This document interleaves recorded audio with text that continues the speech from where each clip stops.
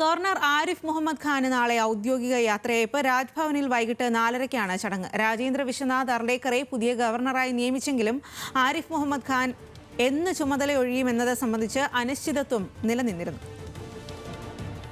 വിവരങ്ങളുമായി VS അനുവാണ് ചേരുന്നത്. VS Anu, എന്തായാലും 5 വർഷത്തെ ഒരു കാലാവധിക്ക് ശേഷം ഗവർണർ സ്ഥാനത്ത് നിന്നും ആരിഫ് മുഹമ്മദ് ഖാൻ പടിയിറങ്ങുകയാണ്.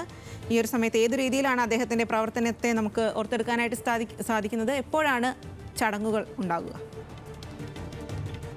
സ്വാതി, സംസ്ഥാനത്ത് നമുക്ക് ഇതുവരെ ഉണ്ടായിരുന്ന ഗവർണർമാരെ വെച്ച് നോക്കുമ്പോൾ എല്ലാ വിഷയങ്ങളിലും, അതായത് ഒട്ടുമിക്ക വിഷയങ്ങളിലും വളരെ രാഷ്ട്രീയമായും ഇടപെട്ടിരുന്ന ഒരു ഘട്ടത്തിൽ സംസ്ഥാനത്തെ SFI എന്ന് പറയുന്ന വിദ്യാർത്ഥി സംഘടന നേർക്ക് നേരെ നിന്ന് പോലും തെരുവിൽ പോരാടിയ ഒരു ഗവർണർ, അദ്ദേഹം നാളെ വൈകിട്ട് 4:30-നാണ് അദ്ദേഹത്തിന് ഔദ്യോഗികമായിട്ടുള്ള യാത്രയയപ്പ് നൽകുന്നത്. മറ്റന്നാൾ ഞായറാഴ്ച 12 മണിയോടുകൂടി അദ്ദേഹം കേരളത്തിൽ നിന്ന് മടങ്ങുമെന്നാണ് നമുക്ക് ഇപ്പോൾ രാജ്ഭവനിൽ നിന്ന് ലഭിക്കുന്ന വിവരം.